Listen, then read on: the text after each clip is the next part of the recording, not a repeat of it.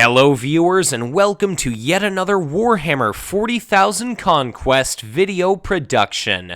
My name is Mitch and I am the Hive Tyrant.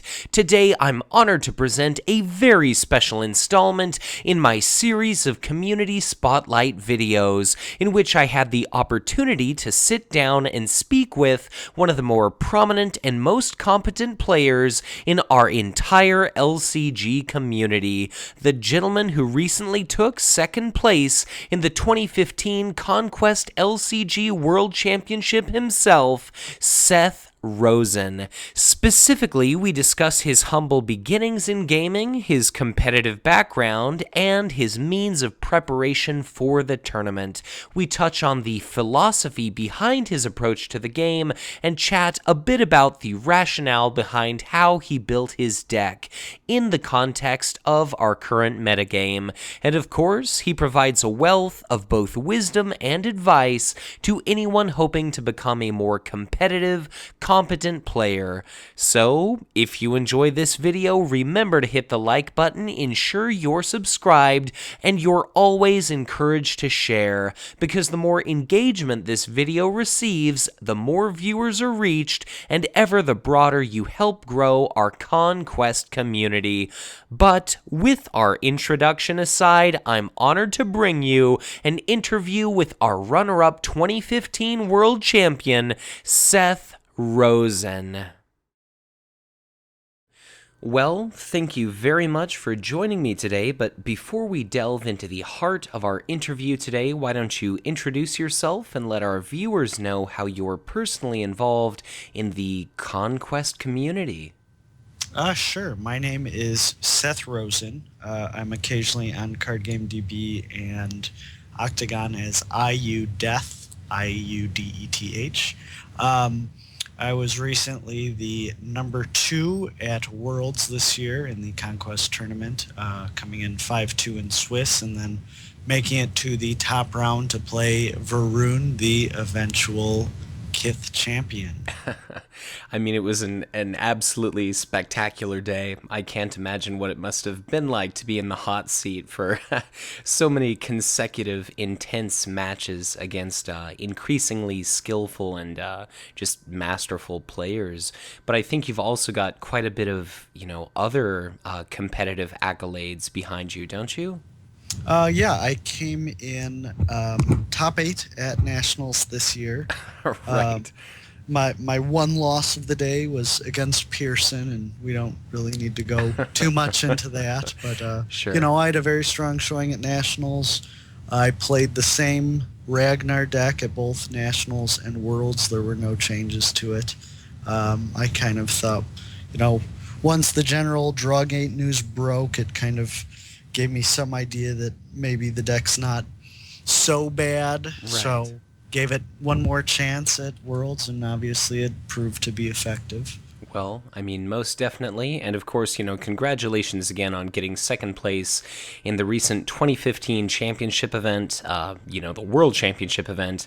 It strikes me as very funny, as just yesterday, we were both in Minnesota speaking in person, and now I'm in Washington State and you're in Chicago. But I suppose just starting from the very beginning, what exactly does your background in gaming happen to be, Seth? Like, what got you started? I've been a board gamer as long as I can remember. I started playing Magic back in, 3rd grade. Never really, obviously, competitively. I'm not sure any, 12-year-old played Magic all that competitively, just because, you can't really get your hands on cards, and they're somewhat expensive. So Sure. I played that for a couple of years, and then didn't do much. Played board games throughout college. We would do stuff like the dinky things, Munchkin, Catan. Dominion came out, and we played a lot of that. I started doing LCGs with Netrunner. Again, only really played somewhat casually. My friend in Bloomington, Indiana, where I went to school, Matt Klein, kind of goaded me into playing it. So we did that for a bit, went to a regionals, and after that I just could never find a group to play Netrunner with, so gave it up. But then I had played the 40K tabletop game and had really gotten my friend Matt involved in it, so he was really excited for Conquest. So I followed him to Gen Con and picked him up. Didn't get to play in the World Eater tournament, but ever since that Gen Con I've been playing. I came home, found a great group, a number of people who went to Worlds, met my, our representatives from the local group. One of them is Dragon Graygull, who's been probably the biggest help with keeping a consistent presence within Chicago, but also in attendance were Tom Volpe and his son Ben, who both performed spectacularly well. So ever since the get-go with Conquest, we've had a kind of a revolving group of people. We've been able to convince a number of the Game of Thrones local meta to join us. Some of the Netrunner groups have joined us, so plenty of great people around here, and I'd say that's probably how I got to be where I am today. I suppose if second place is really all that good, but it beats the hell out of how I did. But yeah, I mean, you really need to have a great group of people. You have to be. We play a lot, it's at least once a week, sometimes 2 a week. We go to every tournament that we can go to. We try to put on our own tournaments. But yeah, I mean, as soon as I got into Conquest, it was really right from the start, jumping into it. We went to Worlds last year, didn't perform as well, but ever since, I think it was 5 store championships, a few regionals, obviously nationals, and obviously Worlds again this year. Sure. I mean, just as a complete bystander or an objective observer, I guess, I've always been a little bit envious of the Chicago meta just because it seems like you guys are pretty close, you're pretty tight-knit. It certainly affords you plenty of opportunities to play, in person, get tons of practice in, and clearly it's managed to pay off. You went to Worlds this year, you performed spectacularly well. But something I'm wondering, something everybody at home is wondering, everyone was anticipating Kith being this dominant presence in the tournament. I think Dark Eldar composed a grand total of 32% of 110 total decks submitted. Why exactly did you choose Ragnar, given the context of our current meta? Like, what is there to like about our second-to-be-released Space Marine Warlord? Well, I've probably played him the most out of everyone. I've, gone through and done just about everyone. I mentioned in my last video that I hated Baharoth and I think he's the worst, but since then I've gone and played quite a few games with him, and actually I'm starting to enjoy it. But I went with Ragnar just because of how much pressure he can put on an opponent, and from the games I've played, it's usually the person who makes the least amount of mistakes tends to be the winner. Sure. And Ragnar's really good at forcing your opponent to make a lot of mistakes. So if you ask me why I went with Ragnar over Kato, it just comes down to specific play style. Ragnar has a lot more, say, mobility just from the hunt and maybe mobility and utility. Also with the I'd still say mobility. Just so you have the hunt, you have the sentinels, you get a lot of flexibility. If you don't like how you deployed, you can always move your sentinels to safety, rearrange yourself with the hunt, and the extra 2 damage if you do manage to get to the same planet as an enemy warlord is useful in itself. I never tend to find myself too starved for resources because that's part of my game plan. So I have always just leaned towards Ragnar. Sure.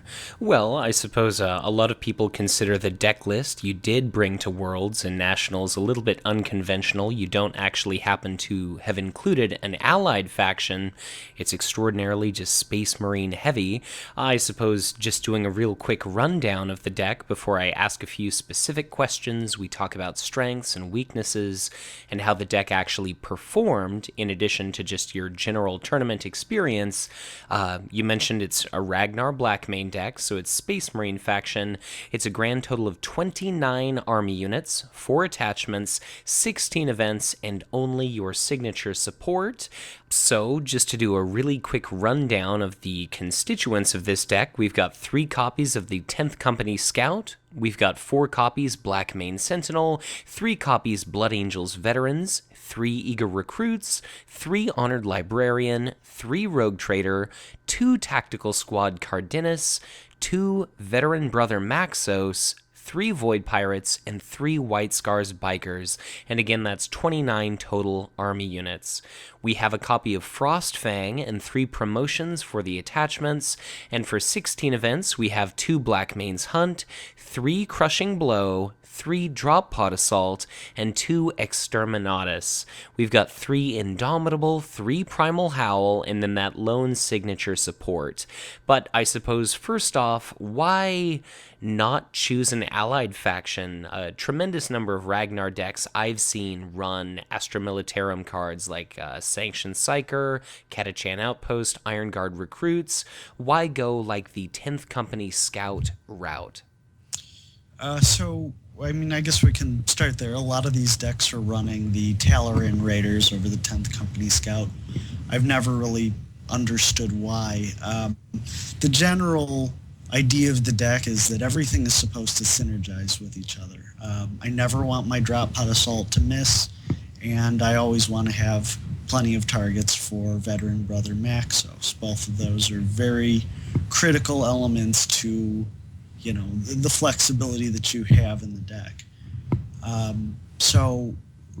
idea that 10th Company Scout and the Talaran Raiders, it's a 2-1 versus potentially a 2-2.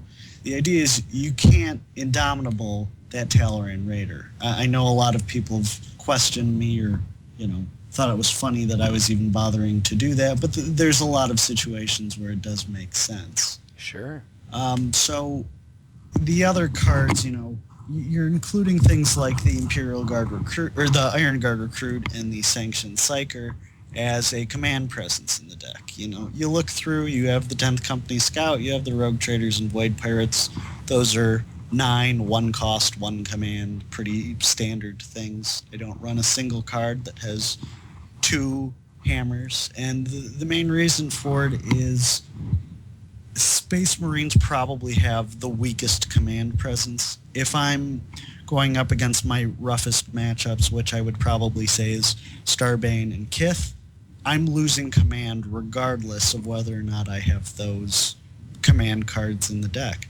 Right. They don't really provide any, combat presence, and if you watch through the videos of my matchups, you'll usually see that the last battle in any given game, with the exception of the last one because I was behind, I try to have as much as I can in one place where it's just one insurmountable wall of units, right, and I can win easily through attrition. I lose out on having the command presence, but with the strategy I take with the deck where I'm constantly bullying and constantly attacking, my opponent's general resource weakness, whether it be cards or resources, I'm trying to force my opponent to deploy as much as he has to early on so that he doesn't have those resources to spend on command on the later planets, that I can just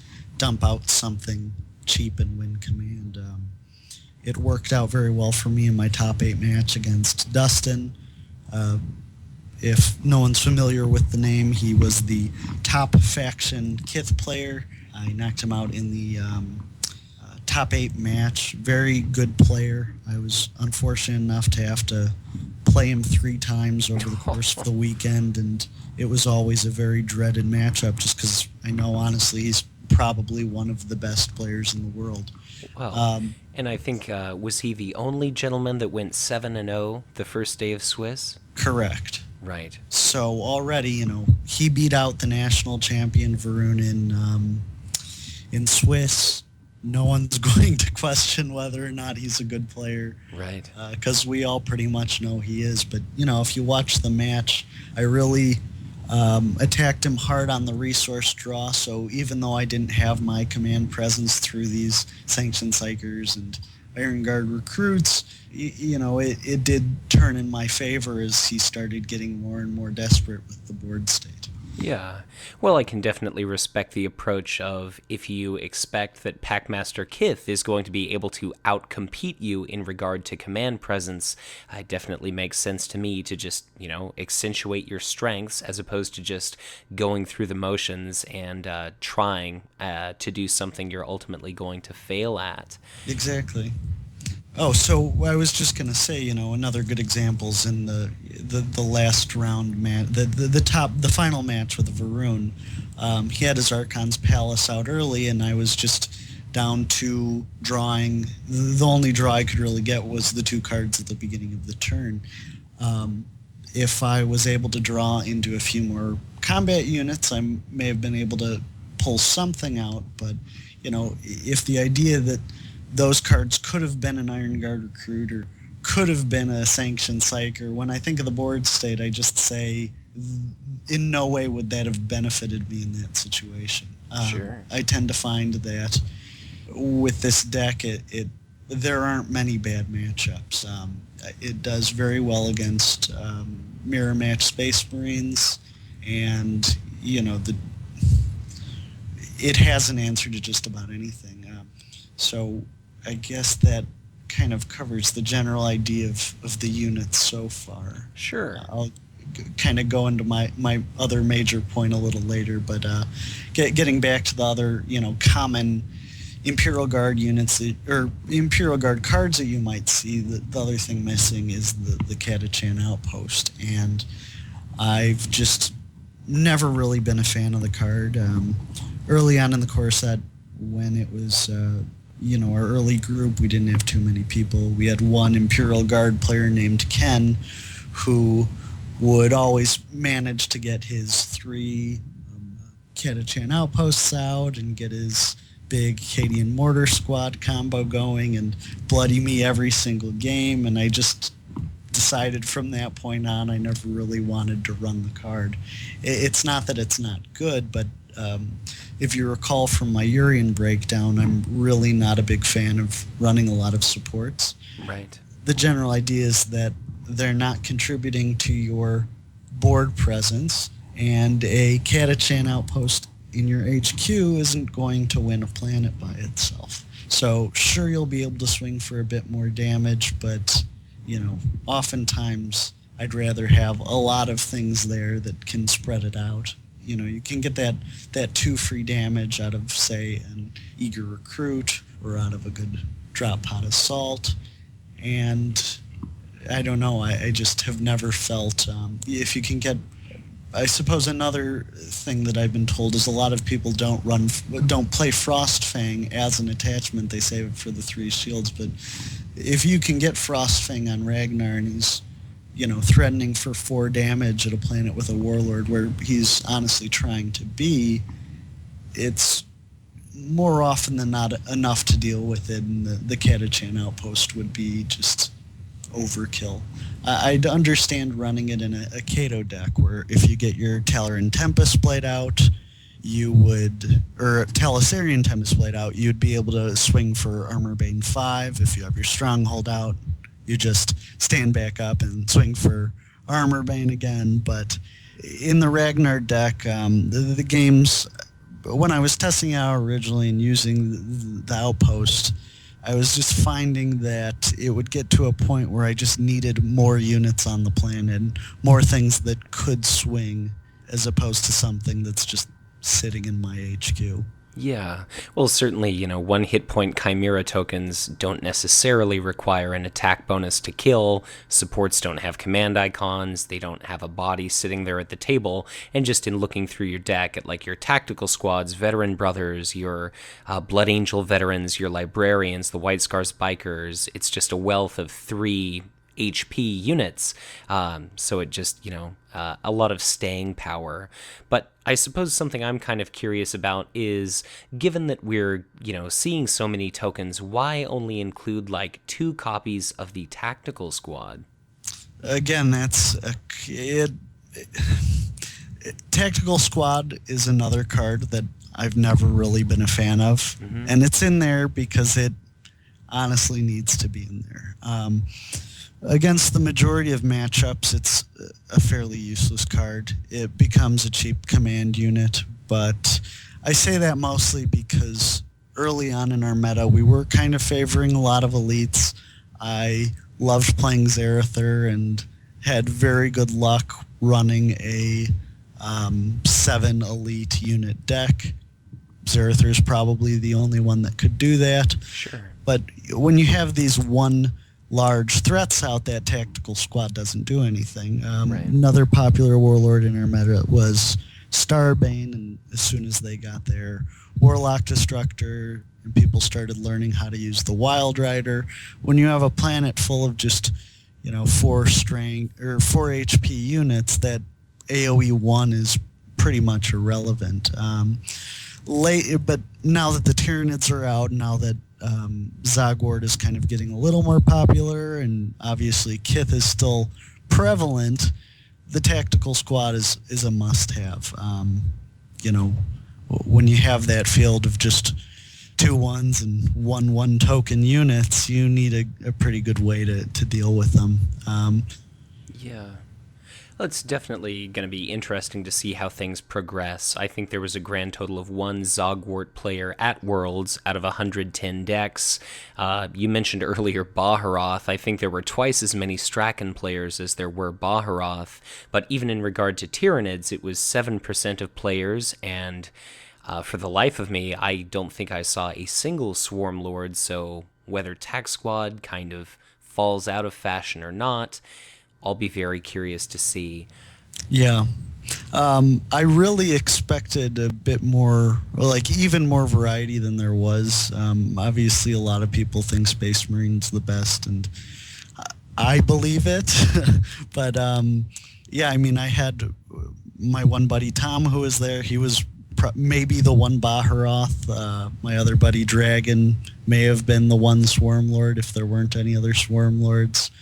But, from the start, our group has always shied away from doing the net decking. We've always been trying to, do our own thing, identify what interesting stuff we could do. I already mentioned the heavy elite decks, stuff that's full of support, stuff that's devoid of support, max double shield, min double shield, really anything. Personally, I'm not a big combo player. I think that kind of shows in my Ragnar deck, and that everything for the most part stands on its own. You get pretty much all of your events will work with everything you have in there. Your matchups can put out pretty much everything you have that you'd want to put out, whereas, our local Baharoth players are really big into trying to get the Caius Roth, Wraith Knight, Gift of Isha, weird stuff like that to really work consistently. Right. I know I'm probably going off on a tangent at this point. Things what works, and I've found that this works the best for me.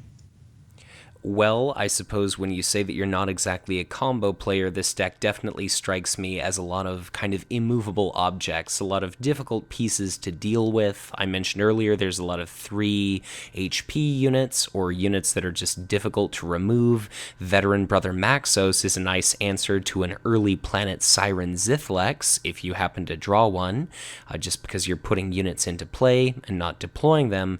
I suppose just really the only questions I had left about this is you're kind of playing an aggressive playstyle with this deck. How useful was Exterminatus when it came to testing this deck and bringing it to Worlds, just because a lot of players omit that event nowadays?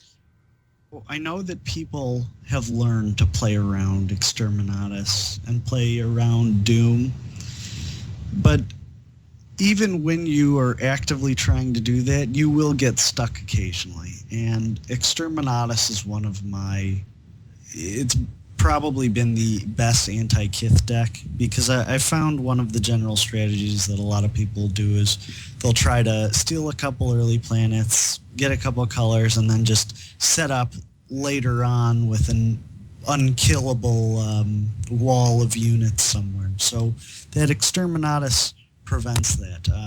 I had a very in the wrap-up tournament, I was playing the Australian national champion, and he attempted that strategy, loading up a planet with a whole bunch of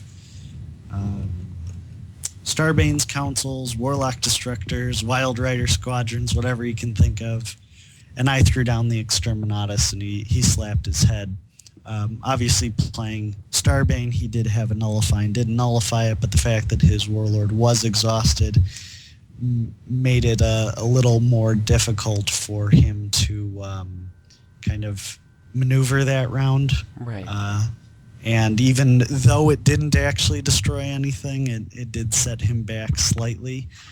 But I've had other games, it's probably the only way for this deck to really deal with elites.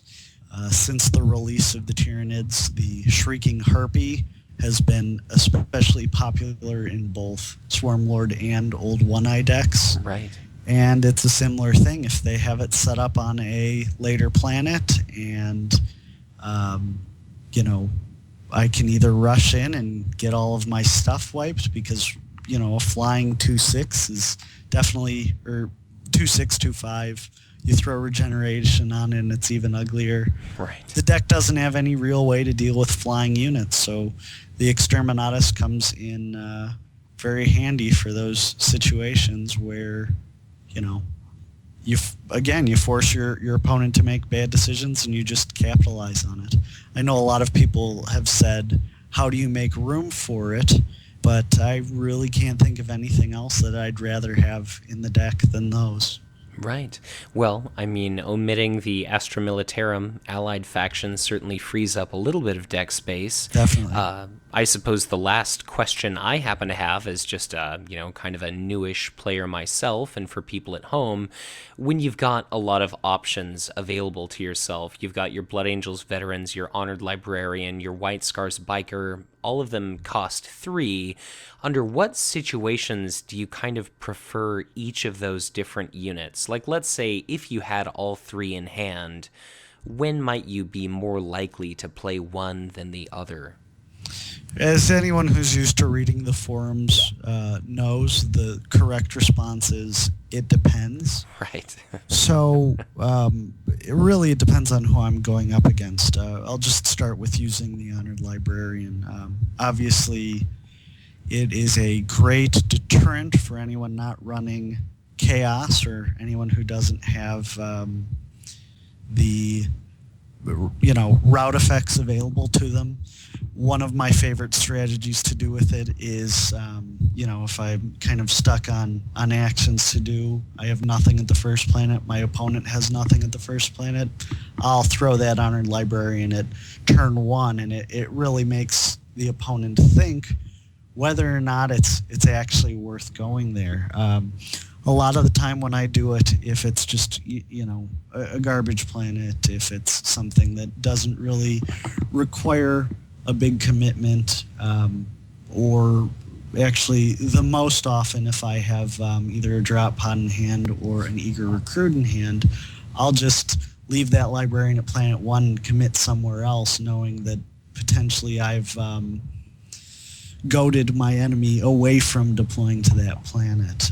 The nice thing is if they do end up going there looking for an easy Honored Librarian kill, you can drop in that eager recruit, and then they have to waste their time swinging at the eager recruit. if you have a lot of cards in hand, if you have a lot of resources, it's only going to get worse for them because, either they're going to have to continually deal with more eager recruits, you're going to be able to use that drop pot assault, and as you can see from the deck list with the 3 Blood Angels Veterans, 3 Honored Librarians, 3 White Scars Biker, there's a very good chance that they're going to be catching a hit of 3 or 4 to the face, not including the further potential for additional damage from Crushing Blow.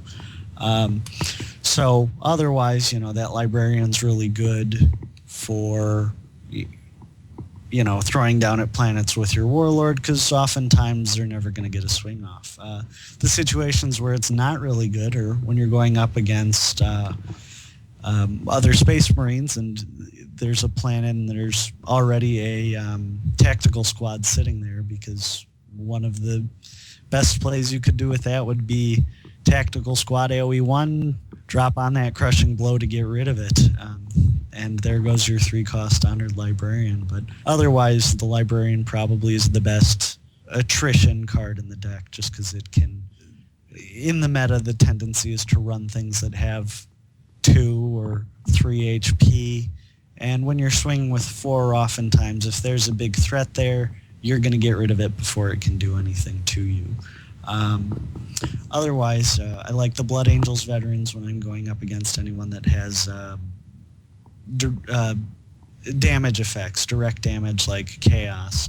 Perfect to throw down at a planet where they're already set up with a Gleeful Plague Beast. But my most common play, and probably any Space Marine's most common play, is using that Veteran Brother Maxos to its best effect. I love doing it turn 1 on, say, for example, what's the 3-card or 3-resource draw plan? Taurus? Taurus. So, say, for example, that first planet is Taurus. I love just throwing down a Veteran Brother Maxos at planet 1 and making your opponent really stress out whether it's worth trying to go there or not. Because, if you still have those 6 cards in hand and those 4 resources, even though you're not making a lot, you can leave Maxos at that planet and he's going to be fine, or you can send Ragnar somewhere else to bully command. So it gives you a ton of flexibility, a ton of utility. But otherwise, White Scars Biker is another one where it's not one that I'm going to commonly play out, because unlike the Blood Angels Veteran, it doesn't reduce damage to it. It's much easier to kill, and unlike the Honored Librarian, anyone can swing at it if they really want to, but right. It's in there for the drop pot assault, so I can make sure that I have the highest chance of getting that 4 damage off of it as possible.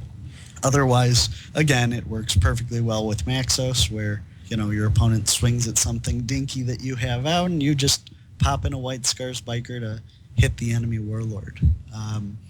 On that note, I know a lot of people run Ragnar to be a pure Warlord kill deck. That's where that Catachan Outpost comes in, and I know there are a minority of people that actually like playing Ragnar's War Camp. I don't really understand it. There was probably 2 situations in the entire tournament where it would have made sense to run Ragnar's War Camp, and that was in 2 games against Kith, where they were pretty much already bloodied, and if they went to any planet with Ragnar, they were guaranteed to die. Sure. But otherwise, again, it just supports my support hatred, and I very rarely play it. If I get that, turn 1 Ragnar's War Camp in hand, there's usually a pretty good reason for me to keep it. Otherwise, it's getting mulliganed. Right. Well, I mean, if the situation presents itself, great, but I definitely wouldn't count on it. And you mentioned earlier you're not big on net decking. Something tells me that people might be copying this deck list. So let's say someone shows up at their local meta, they're playing Seth Rosen's powerhouse Ragnar deck. Are there any weaknesses to this thing? Like, how might a player struggling to overcome this deck maybe go about trying to beat it? Well, it's Space Marines. If you want to beat it, take away the card draw. As you saw in the last game against Varun, I was able to threaten enough. I was able to bloody his Warlord, but it got to the point where my only cards in hand were from the initial draw. Early on, I think one of my draws was just 2 promotions. Ouch. Not really contributing much of anything, but, that's how you do it. I think the general rule is that's how you beat any deck. You win the command game. You do what you can to ensure that you're getting more than your opponent. And, in any particular game with Ragnar, usually you want it to be a faster game. If it goes longer, then you really need to go for that Warlord kill, because the more stuff your opponent has, the harder it is for you to get rid of it. Sure, I suppose just looking at this entire experience you had as a whole, what did you do to prepare for Worlds in the first place? Anything special that you did just in preparation for this, once-a-year event? Honestly, not really. Leading up to Worlds, we were going to do a kind of good luck farewell tournament. I acquired a summer kit. We had some extra promos to give out. Nathan Gardner, the Warfather, who I had the pleasure of meeting this weekend, sent us a Possessed promo card that we were able to give out as a giveaway. We had some extra Starbane Alt-Arts, some extra Zarather Alt-Arts, and it ended up where we had an odd number of people.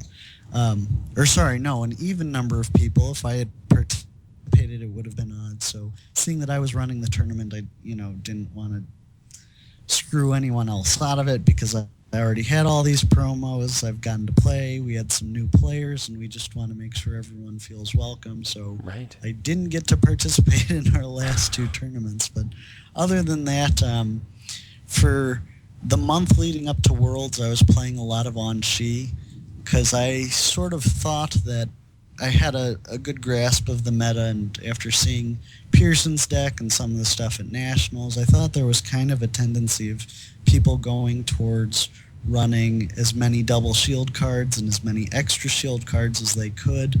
So I wanted to capitalize on that and punish that by running On-Shi where those shields are worthless. So when I got to Worlds and we sat down for the warm-up tournament, I went 1-4 with my On-Shi deck. I played some very difficult opponents. Travis from the Octagon tournament, the guy that beat me in the top 16 in that. I played John. I'm probably going to say the name wrong. Gobale or Gobay. I know there's Gobay. John Gawboy and John Gobay. So I Right. played John Gobay, another great player. So not a great start to the tournament. 2 very rough games. But the main lesson I got from it was I wasn't having fun playing On-Shi. I really thought there wouldn't be a lot of On-Shi players, and I really wanted the top in faction tokens. So, I thought it might be a pushover if I went On-Shi, but it was just such a miserable day that I didn't want to continue with it. So the next day I just brought out my Ragnar deck. It was like hopping right back on a bicycle, and the rest is going 5-2 in Swiss, starting off 5-0 and doing perfectly fine. And even though it wasn't originally the intention, I still managed to steal the best in faction. Yeah, I think just by a hair's breadth or something, right? Yeah, against my first opponent in the top 16. We were stuck at 8th and 9th, and both of us were Ragnars, and we had the pleasure of playing each other. Right. Another great player. Well, I suppose just speaking, in general terms or going into specifics, really whatever you'd like, what was the actual tournament experience like? It was a grand total of 7 grueling games the first day, and then the second day you made it all the way to the finals. That was another 4. I suppose, what were some of the highs and lows of that experience? I'd say the biggest high was that for the first 5 rounds, I played a very different mix of warlords. I had started off with a Starbane match, Or was it a Starbane match? I don't know. It was such a long weekend, I'm kind of blanking. Right. I think it was a Starbane match, but I know I started off playing a Starbane, a Ragnar, a Kato, a Kith, and then my round 5 match was a very difficult one with Eric Taylor of the Concast playing his Zerathor deck that was slightly edged out of the tournament, potentially by a scorekeeping error, but very close game where, he had a Plague Father out at the wrong time, and with the combination of Ragnar's damage, it bloodied his Warlord, and the game just kind of went downhill for him, but it really looked like it was going in his favor, and probably 9 out of 10 games it may have, but that's just what's great about playing Space Marine. You can really turn a bad situation into a good one with a little bit of luck and a little bit of elbow grease. But from there, I went on and played Dustin Drake for the first of 3 times in the tournament. And very rough game. Got his Palace out early. Pretty much wiped the board with me. Probably the least close match of the tournament. And then from there, I apologized to him. I know he made the top 16. He was a 6-1 Kith, but I can't for the life of me remember his name. I'm really bad with names, so again, I apologize to you. But another great, great Kith player, top 16, beat me in that. So my 2 losses in Swiss were to Kith, and end of the day, really tired.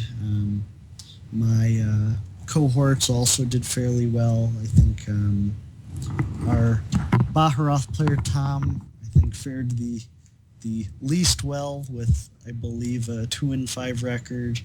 Dragon, our Swarm Lord player, went 3-4, and Ben, our youngest player, the 12-year-old, came in the second best with a 4-3, playing as Starbane. So very good showing on his part.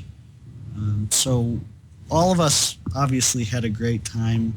No one had any hard feelings. We just really loved playing the game. And then tried to get as much rest as I could that evening, and then woke up early for the top 16 the next day. Well, I suppose with the first day, Saturday, those 7 matches under your belt, what was the experience like going through the top 16 and ultimately making it to the finals? So the top 16 had to wake up early, get there early so we could, have our decks checked by Brad, and I believe the judge's name was Ian. So once that was all sorted out, we got started and sat down for my top 16 match against, I remembered the gentleman's name, Michael Romano, the other Ragnar player who I edged out for the best in faction tokens. Right. So we sat down and, as I said with my deck, teching well in mirror matchups, whole game just went my way. Was able to get out some obnoxious Indomitables, obnoxious drop pot assaults, and from there went on my way to the top 8 match. The top 8 match was against the first seed, Dustin Drake, the 7-0 best in faction Kith player. If you haven't watched it, it is available on Fantasy Flight's Twitch feed, I believe. Pretty good matchup. I know that Jeremy Zwern and Robert of Team Covenant believe I made a number of mistakes, but, they can eat it. So, very close game. It kind of looked like Dustin had me for a while, but again, Ragnar was doing what Ragnar does, and I really hit him in the stomach with the card draw. With my Sentinels and with a Maxos, I made him kind of commit in places where it just wasn't really optimal for him, and, stole the game just by denying him anything, really. So from there, I went on to face, I believe his name was Evan. I believe he was the top faction Eldar player. And again, it was just another game that went completely my way.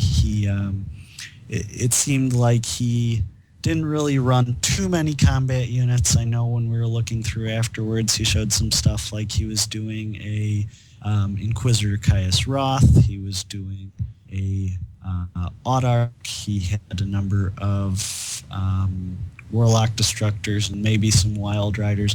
But for the most part, he was running a lot of Dark Eldar units, had Reavers in, and he drew about half of his deck. And the whole game, if you watch the video, I believe it was recorded by Team Covenant, he just has a handful of cards, but none of them are his combat units. So I kind of just, left the, he had a ton of resources, ton of cards. I just left the command to him, tried to take away as much of his further card draws as I could because I kind of recognized he was in a bad situation. Forced him to use his Gift of Ishas as shields, never really having a target for them, and then I was just able to pile up and eat him alive pretty much. But again, really nice player, really glad I got to play against him.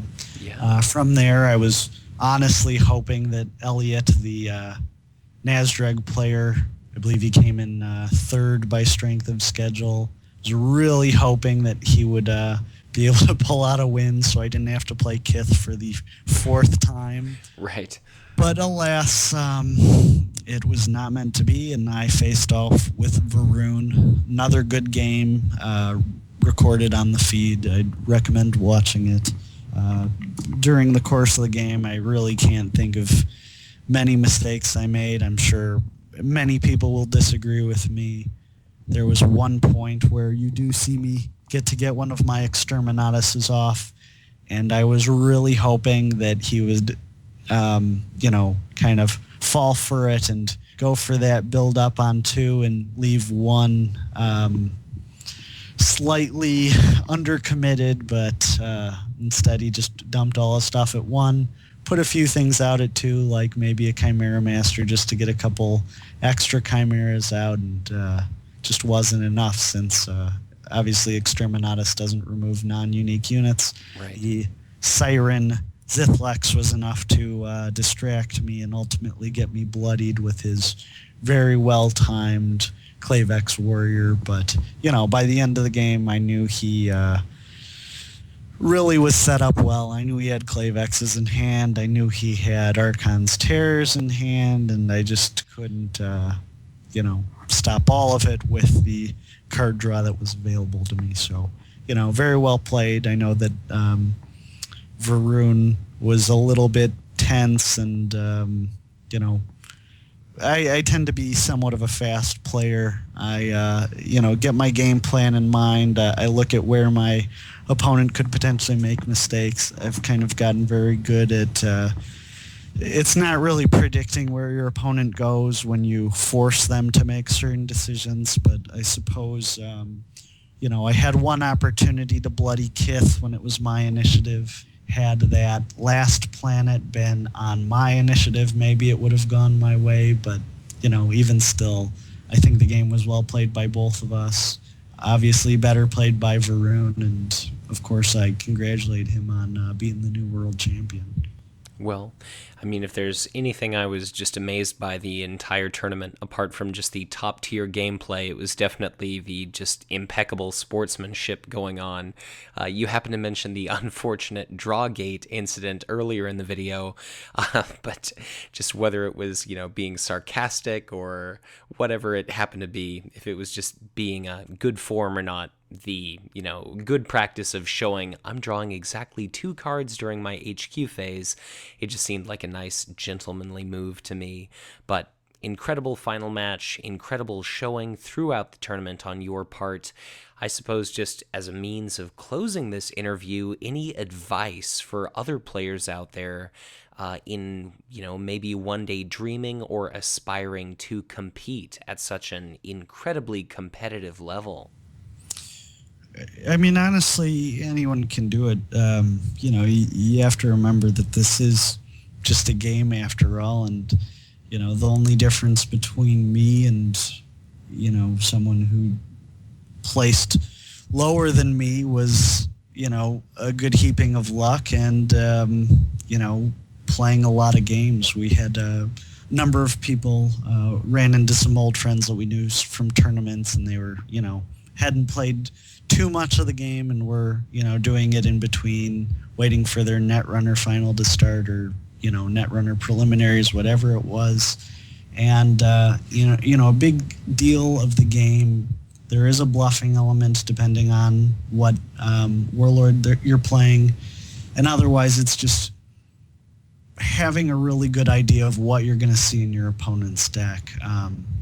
Having experience playing so many Kith, when they're sitting on 4 resources that you really have to look out for that Klavex. If they have only 2 resources, you need to know how to play around their Archon's Terror. What else is there? But yeah, it's really just play a lot of games. I try to play once a week. I try to play at least 3 to 5 games at a time. I try to play as many people as I can, and I know for some people where you only have that one opponent, it does make it a little difficult, just because as soon as you learn their tricks, it's hard to grow. You know how they play, but I got my start playing with my buddy Dragon. I believe I lost 100% of the games I played against him for the first 2 months, until finally, I got a good grasp of, the timing, the rules, what he does, kind of, what to look out for, what to play against, what was going on in the group, and really, picked one deck, stuck with it. I don't want to say, do that, just because, there are a lot of warlords out there. For a while, I know a lot of people were saying that Anshi is broken and Orbital City is broken, but the best way to learn how to beat it is to play as Anshi and see how easy it is to lose, because you really will lose a lot. Sure. Same thing with Urian. Urian's by far not the best warlord in terms of his win percentage, but he still is a lot of fun to play. But just get an idea of all of that. Knowing the meta, seeing all of the net decks will give you a good idea of the meta, but it's really hard to trust what's good and what isn't. I know a lot of people can just put something on the forums and label it tournament champion without saying how many people were in the tournament, and everyone will clamor for it and say, oh, it won a tournament, so it must be good. It all depends on the situation. I won a Spring Kit tournament with Urian. What I don't need to tell you is that there were only 3 people playing, and 2 other people were playing as Urian. So, right. It's that sort of thing. But it's really worth kind of making your own decisions, learning why certain cards are supposed auto includes, and why some that people have just kind of ruled out may still have use. It's why we see the Kugeth's Dirty Dozen, and take those ideas, let it inspire you to do something else. Don't make too drastic changes to your deck. It's really just find something that works for you. Try to hit that 50% win rate. Once you can do that, then just work on your game. The other best thing I can say is, the game's great. It's even better when you have a lot of people to play it with. So do whatever you can to build your meta. I know my latest strategy is just trying to accrue as many promos as I can. I went as buck wild as I could, picking up as many of the promo art cards, so we can either raffle them off, give them out as participation prizes, just to try to get as much interest as we can in the game. Well, I mean, that sounds absolutely fantastic to me, and if there's anything I'd like to think I try to do in just creating this channel, it's definitely trying to drive up hype and generate community interest, try to lure new players to this game, so I definitely applaud your efforts. And once again, congratulations on just an incredible performance. And here's hoping that if we don't see a Hive Tyrant World Champion 2016, hopefully you can take the crown next year. But I suppose anything else you'd like to say, Seth, before we finally close things down here? I mean, honestly, I probably will be at Worlds next year. Oh, great. I'm not going to be too upset if I don't make top 16 again, just because, someone else is going to have that experience. It was great to be able to play at the top table twice. I played some of the best players in the world, and everyone was great. I don't think I had a single negative experience there. So I think the health of the game is good. People have really come together and are really building a good community. So I just want to, really say thanks to you. I want to say thanks to Sam Mann for putting together the Octagon League, John Gobet for doing all the Facebook administration, all the guys on the various podcasts for giving me something to distract me at work, and all of the great players that I've played. I know there's a ton of people that I don't want to just sit here and rattle off names, but I know that every game I play is great, and I appreciate that there are people out there that like the game as much as I do. Well, that sounds good to me. So I suppose with that said, Seth, feel free to come back on anytime if you have another Urian deck you'd like to share, or whatever the topic happens to be. But have a fantastic evening, and thank you so much for your time. Sounds great. Thank you very much. Well, with our interview having drawn to a close, I'll just conclude this video by saying thank you once again for watching. Interacting with viewers like you will always be the absolute highlight of my creating content for this channel, so please take a moment to let me know not just what you thought of this interview, but also what additional questions could I have asked, or topics could I have discussed with Seth. And as always, I remain ever open to constructive criticism. If you know someone that would make a good candidate to guest star in a future video or interview, I encourage you to share. But with that said, if you enjoyed this video, be sure to hit that like button and subscribe to my channel if you've not done so already. Or if you are already subscribed, you're always encouraged to share this content, as the more likes, the more shares, the more views these videos receive, the more likely other individuals are to stumble upon this content, be exposed to Conquest, give the game a try, and someday end up joining our community. And of course, the more Conquest players there are, all the louder the message we send to Fantasy Flight Games to continue to support and to develop for this fantastic product. If at any point you'd like to get in touch with me, I'd encourage you to do so through Facebook or through Twitter. And if at any point you feel so inclined to support the Hive Tyrant, I'd encourage you to check out my Patreon. But in any case, thank you once again for watching, and as always, be sure to check back in again soon for ever more Conquest LCG content to come.